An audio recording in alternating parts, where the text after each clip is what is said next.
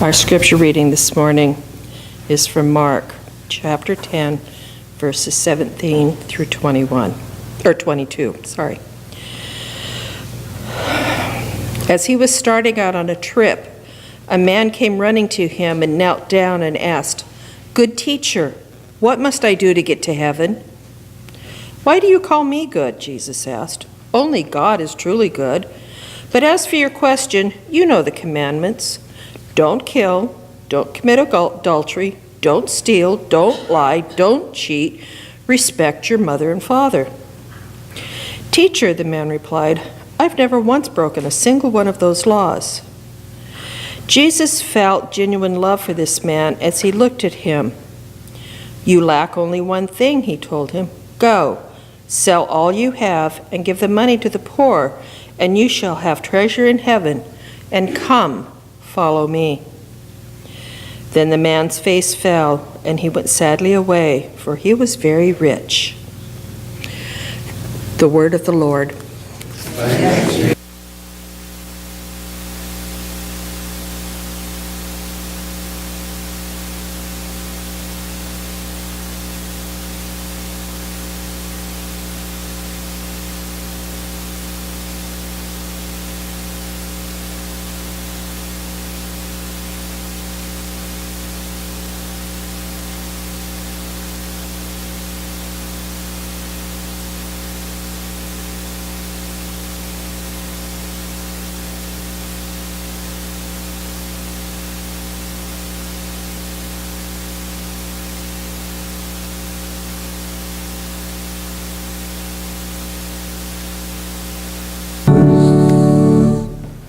Well, for those of you who are visiting with us this morning, and for those of us who can't remember from one week to the other, which sometimes includes me, we're involved this month in a series of messages in which we're thinking about the meaning of church growth. And this morning is part one of a two-part sermon. This morning's sermon deals with the question, what do we do when the answer to our invitation is no? Next week we'll talk about what do we do when the answer to the invitation is yes. Will you pray with me?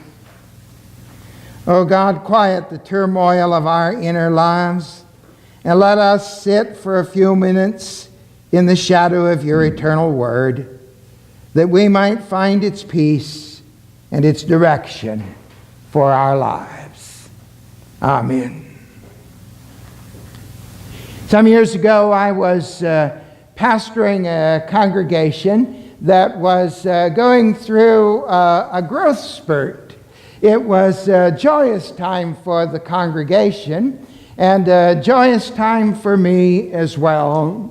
The joy was made all the deeper by the fact that in that growth spurt we were adding to the congregation quite a few young couples, and every congregation wants to add young couples to their number. One Sunday morning in the midst of that growth spurt, there was a young couple that showed up for worship. They'd never been there before, but they were there that Sunday, and then they were there the next Sunday, and then they came back the next Sunday, and I made an appointment to go to their home to visit with them.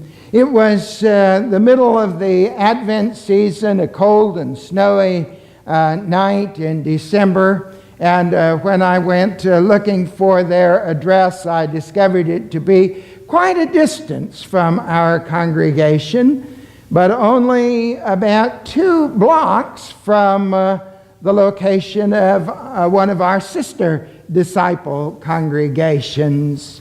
When I pulled up to their house and got out into that cold, snowy weather, I could see the lighted cross from the roof of our sister disciple congregation shining just a couple of blocks away.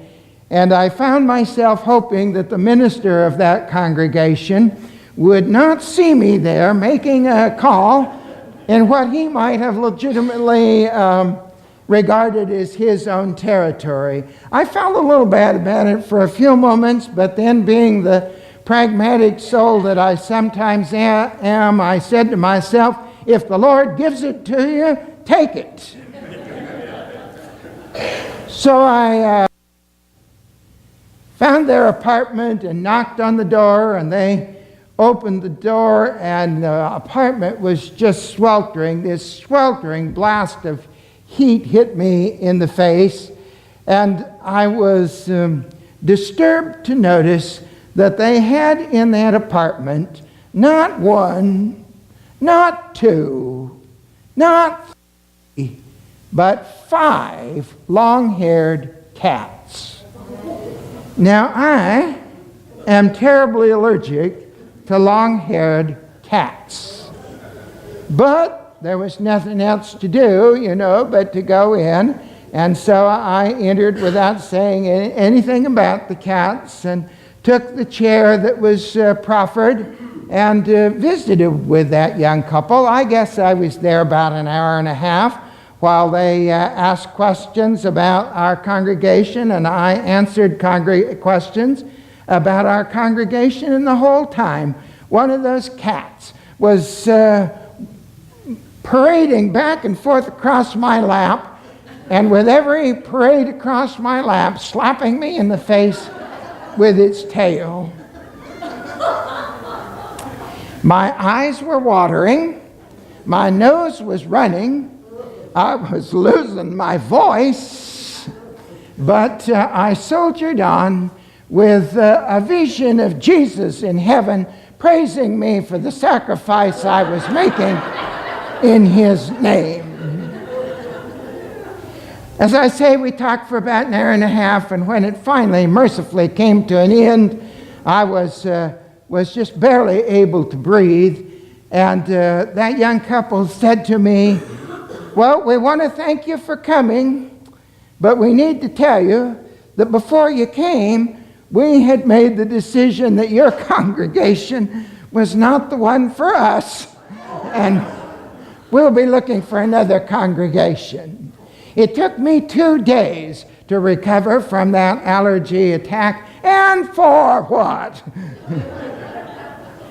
I won't tell you the dark thoughts that were marching through my mind as I made my way back to the car. But I will remind you that Jesus faced a similar situation in the text that we have read this morning. I hope you noticed as we read that text that Jesus is in the process of preparing for a trip.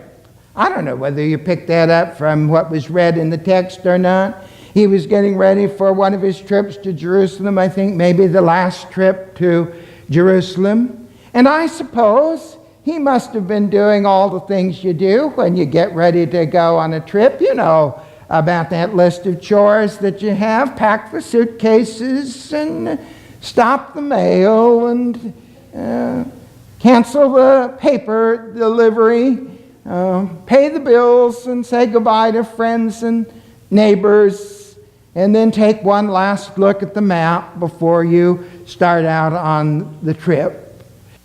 According to the text that we read this morning, it made no difference to the man who is the protagonist in our text what Jesus was doing or where Jesus was going. He just came running up to Jesus as Jesus starts down the road and threw himself at his feet in front of him, essentially blocking the way. And I wonder if you can imagine that moment in your life. I wonder if there was any eye rolling on Jesus' part.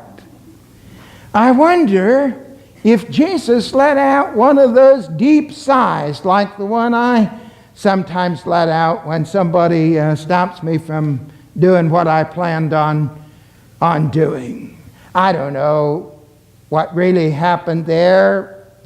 Mark didn't bother to tell us what happened, but I think that Jesus was a better man than I am, and that is shown by the fact that there is not the least hint of impatience in Jesus as he deals with this man who has so thoughtlessly come up and thrown himself in the way of what Jesus was about, and then has, in an unctuous tone, addressed Jesus as good teacher. Jesus, however, is not about to be manipulated by this man's language, and so he puts him in his place, asking the question, why do you call me good? There's nobody that is good except for God. And then there ensued that conversation. Jesus, what do I need to do? Do this. I've already done that.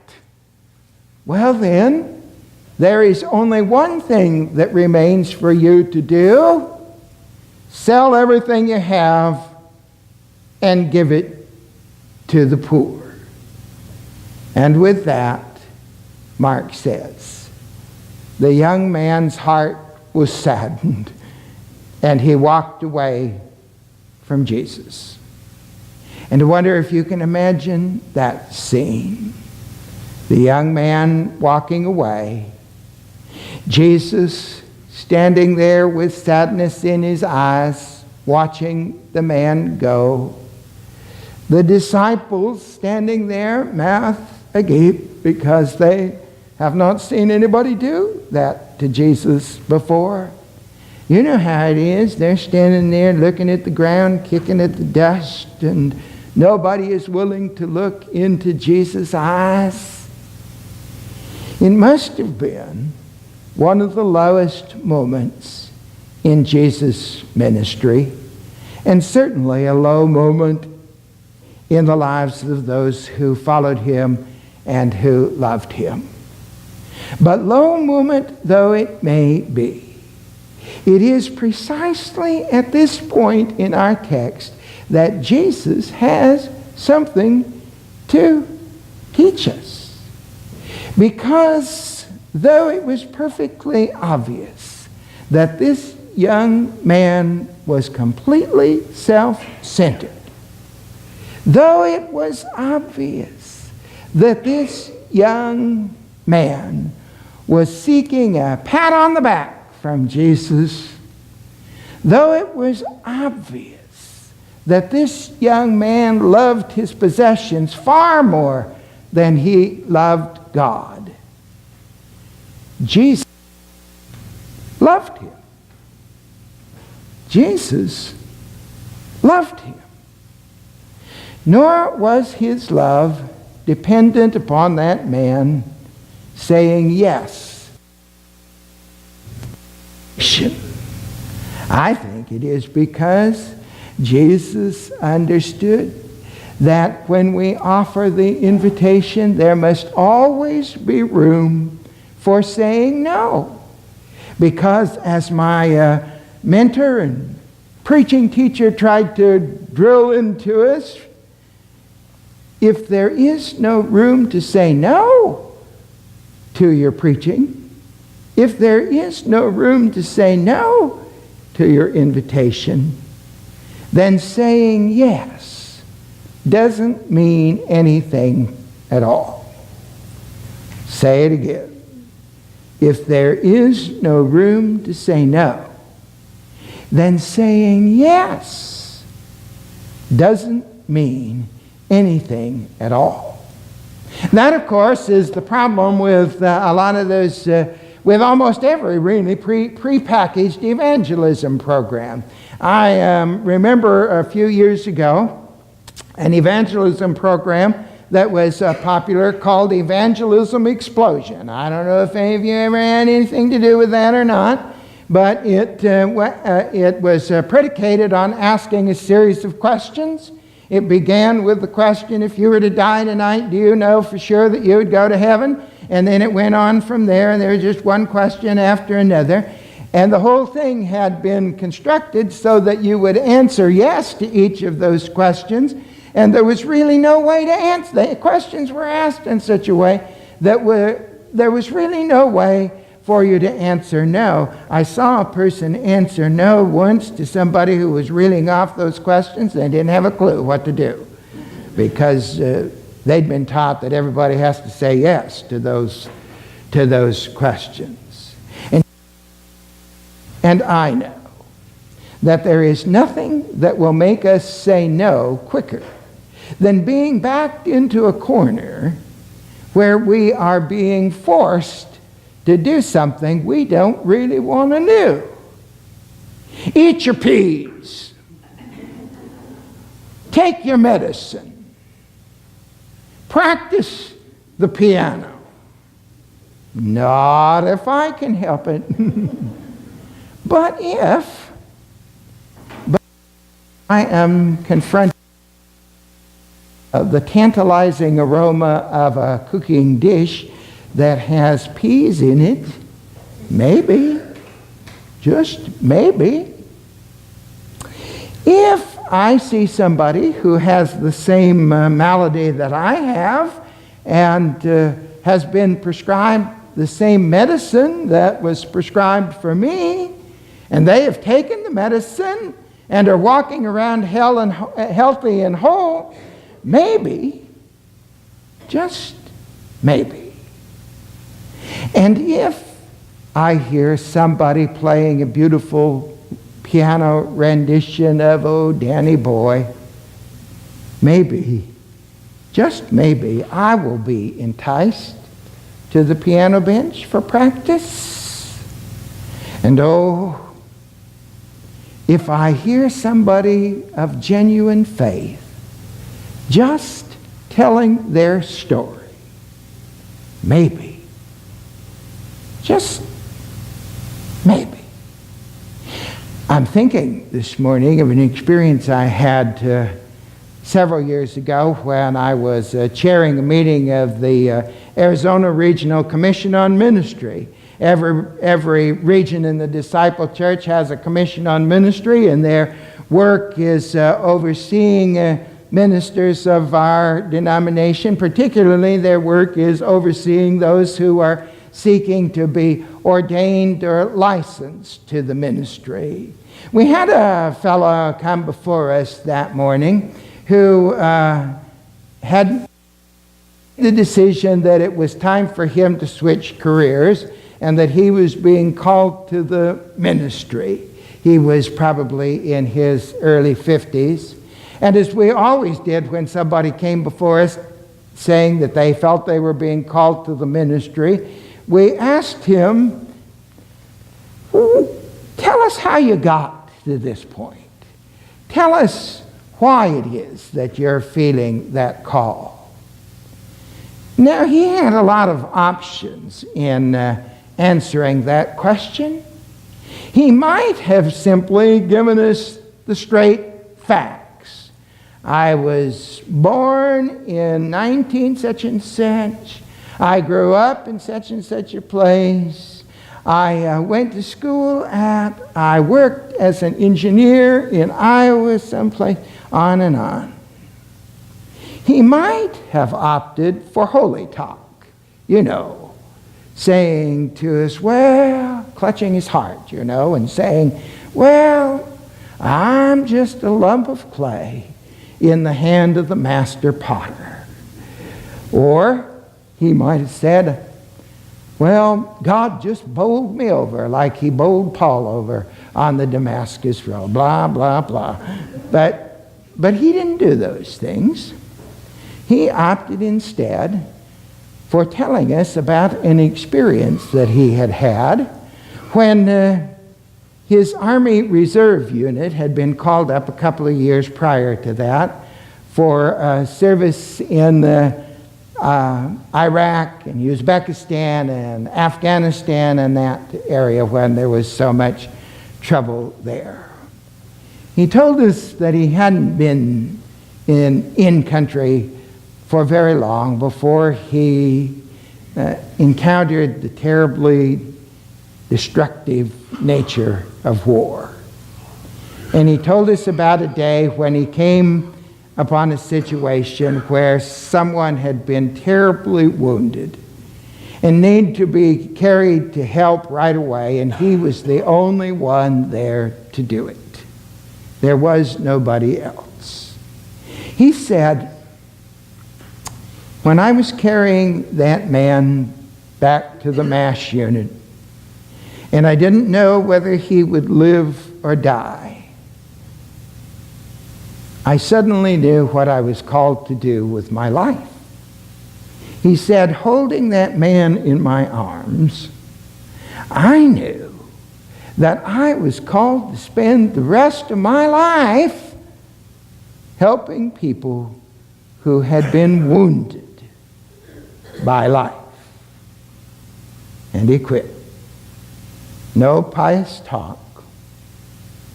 No trying to convert all of us in the room. No trying to convince us all that we ought to give our lives to Christ. All he did was to tell his genuine story. But when he finished, I noticed that people around the table were whispering to one another, I want to go to his church. I want to go to his church. No forced feeding, just the offering of a sumptuous banquet. Will you pray with me? Grant us, O God, the patience to make room for people to reach their own decision, and grant us the grace of Christ to love them no matter what their answer may be. Amen.